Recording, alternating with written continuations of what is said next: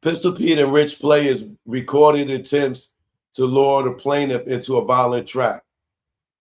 In retaliation for the plaintiff's public disclosures concerning the cohesive, violent, and fraudulent conduct of the defendant Cartagena and his enterprise, senior enforcers Pistol Pete and Rich Player initiated a coordinated effort to set TA up for retaliatory assault or potential execution. These actions were carried out through recorded phone calls and made to a mutual associate named Percy from the enterprise believed could be used to draw plaintiff into a trap. During these recorded conversations, Pete and Rich the Player invoked Fat Joe's anger and frustration with TA, referring to TA as having violated the family and crossed the line that could be not forgiven. Pistol Pete describes TA's actions as beyond repair and explicitly pushed Percy to arrange a private meeting with TA, framing it as a necessary act of discipline. The phone calls included repeated use of coded enterprise language terms such as pound them out, bring them in, and get at them, which were understood within the enterprise to signify a directive or physical violence. These phrases often preceded beatings, retaliatory attacks, and other acts of targeted enforcement. These conversations taken together reflect the premeditated nature of the retaliation and demonstrate that such actions were not rogue initiatives, but instead authorized or condoned at the highest level of the enterprise. With the knowledge, approval, and likely instruction of the defendant, Cartagena himself. Disturbed by the escalated nature of the request, Percy ultimately refused to cooperate and preserve the call recordings. These recordings now serve as primary evidence of a conspiracy to commit witness retaliation and obstruction violations of federal witness tampering and intimidating through threats and attempted physical retaliation against a known victim and potential witness. Hold on. Federal witness tampering, this is a civil case. So, if I'm not mistaken, and I'm just guessing here, they already went to the feds. If I'm not mistaken, is a civil case federal? I got to look that up real quick. Hold on. I think they already went to the feds. Unless a civil case is federal. Is a civil case a federal case?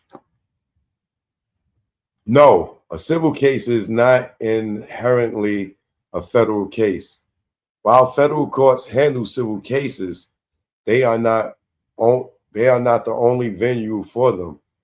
Civil cases can also be heard in state courts. Federal courts have limited jurisdiction, meaning that they can only hear certain type of civil cases, such as those involving federal law or disputes between citizens of different states with a significant amount of money at stake. Federal civil cases.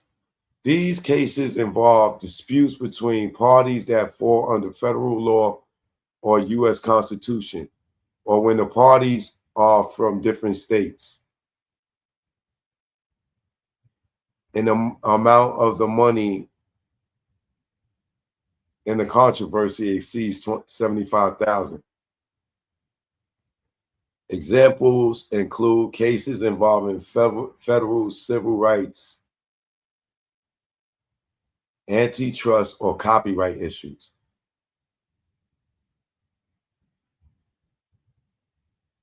Federal versus state courts.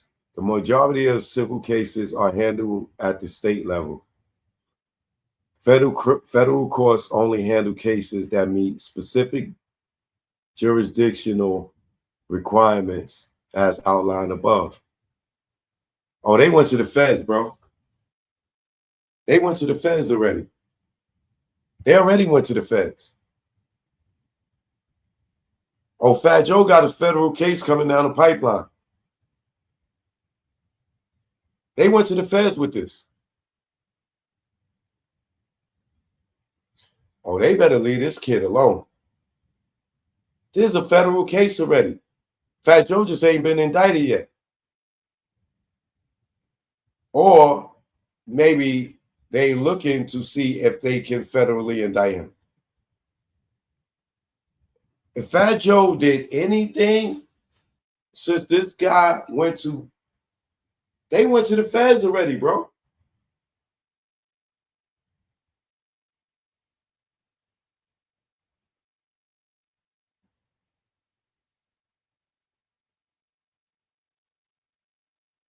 Somebody told me that his lawyer went and did an interview more recently and said that they did go to the feds.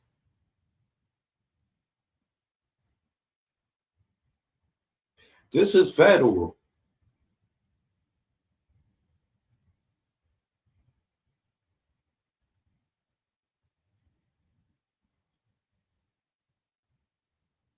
This is federal already.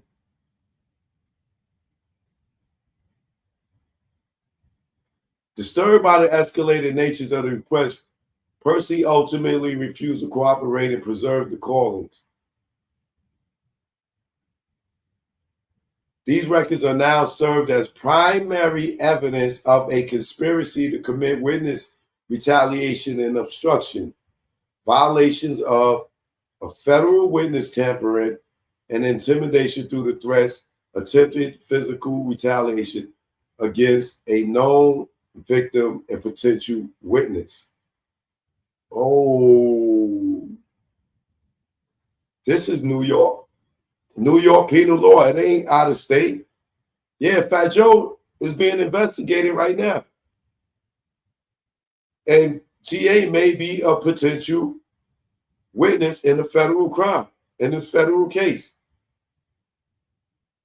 2, New York penal law, conspiracy in the second degree, based on an agreement to commit a Class A felony, including 1, murder in the second degree, 2, gang assault in the first degree, 3, assault in the first degree, 4, intimidating a victim or witness in the first degree. Wait, they told them about a murder? We might ain't even get to that yet.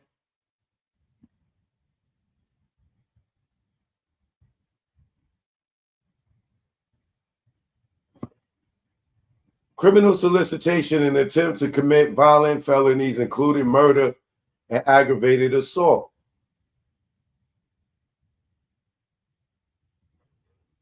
Oh, they can ready to talk about a murder in here.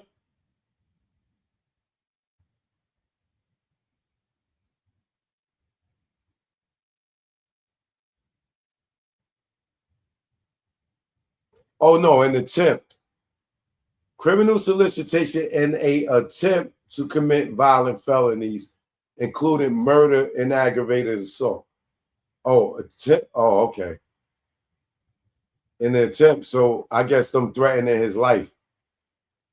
These threats are attempted attacks demonstrated how the Cartagena enterprise weaponized a strict internal loyalty code and street-based hierarchy to carry out organized retaliation against anyone perceived as a threat to the defendant Cartagena's personal, legal, or reputational standing. Retaliatory violence was not occasional but institutional, central to how the enterprise functioned and maintained internal discipline. Oh no. Fat Joe directed assault on rapper DMX. What? Fat Joe used use of violence extended beyond his internal crew. In one incident in Miami, the defendant ordered TA and another associate, Raul, to confront and physically assault the rapper DMX following a verbal dispute between DMX and someone in Fat Joe's circle. The defendant viewed the altercation as an act of public disrespect and ordered immediate retaliation. He instructed the plaintiff, saying, if he acts up, take the hammer. Oh my God. Don't let DNY and them niggas see this. And you, Jadakiss, you sitting there doing the show with this nigga? Them niggas got X washed up. I'm mad at Jada now. Jada, you better not have knew Fat Joe had did anything to X, nigga. Jada, you better not have known that these TS niggas did anything to X, and you sitting there doing the show with this nigga?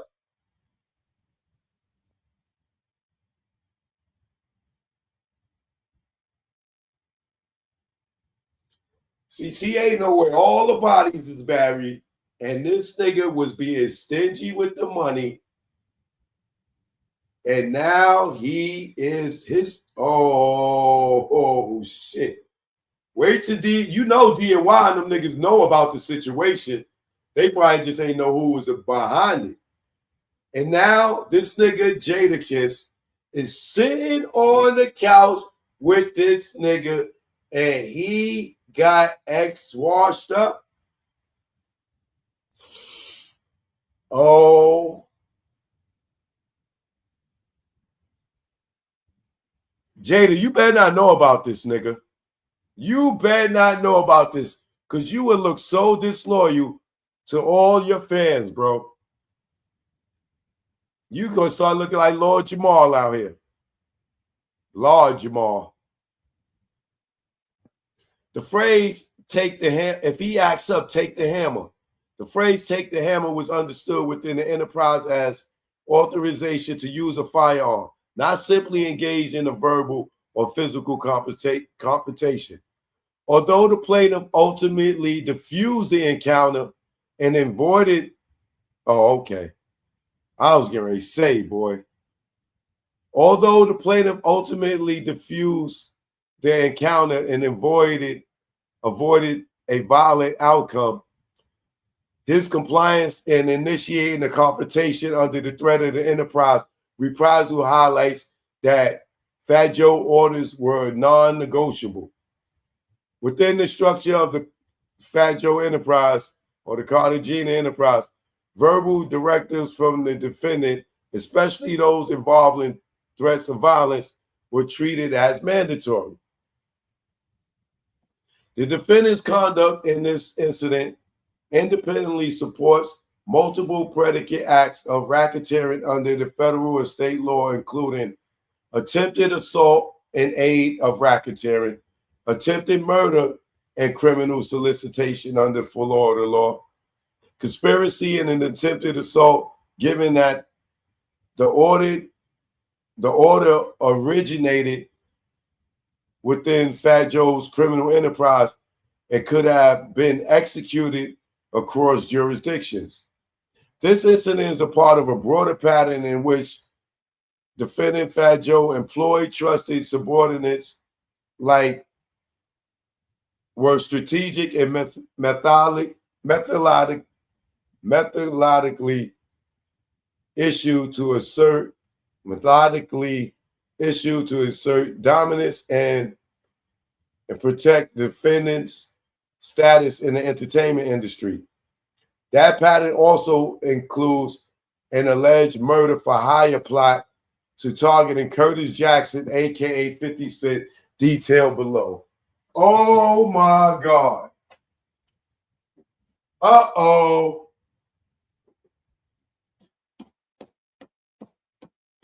Uh-oh.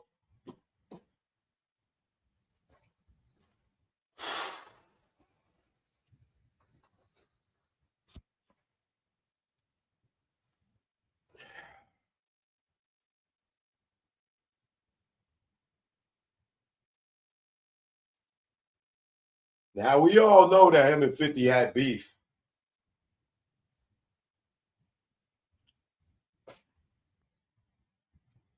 I'm gonna tell y'all niggas now, if you got niggas around you and you ain't paying them, and them niggas was your goons, or niggas was helping you write music, if you don't learn from this right now to start paying your niggas, let this be a lesson.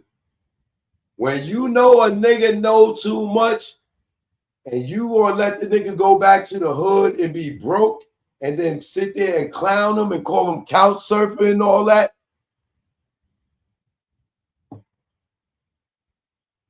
let this be a lesson to you niggas. Start paying your people, bro. Start paying your people, bro. You see 50, he pay his people. He keep Yayo close, and he keep that nigga with $1 in his pocket.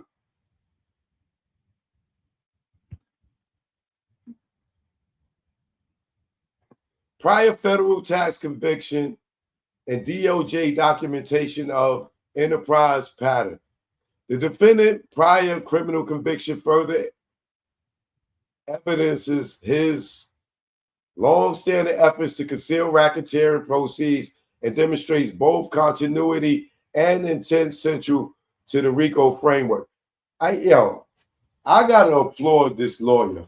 Like, this lawsuit, whether I don't allegedly if everything is true or not, but the way this lawsuit is put together is impeccable, bro. Like, this is Brian Steele type work. Like, this is Johnny Cochran type work. They took their time with this one, and I'm telling you, that nigga Fat Joe is going to need the dream team. Like, he's going to need to go dig up motherfucking Johnny Cochran and Matlock. Like, this is impeccable, bro. Like, I don't know who put this paperwork together, but boy, oh boy, this is serious, bro. Like, this is like, this probably is like 6-figure lawyer work right here. Like, this is like 50 to 100 bands lawyer work right here. This, you know, lawyers get paid by the hour, bro. We are at damn near at the halfway point. This ain't even the halfway point of this lawsuit. This lawsuit is like $100,000, nigga. Like, this paperwork, like, to the research and the man. Fat Joe, he gonna have to drop a hefty bag on the law firm to address all this, bro. Like, he's gonna need time, extension to reply to all this. This is impeccable, bro. This is great lawyer work. I'm not saying that everything in here is true. I'm just talking about the structure, the layout. I read a lot of cases, and if you subscribe to my channel, you know I done read a lot of cases. I ain't say I'm the best reader, but I done read a lot of cases. And when I seen a lot of paperwork, I've seen a lot of high profile cases. This one here is by far one of the best presentations. And I've seen work from this lawyer before. Like, and I'll be like, yo, this nigga, no. He took his time with this one. He got some help with this one. This here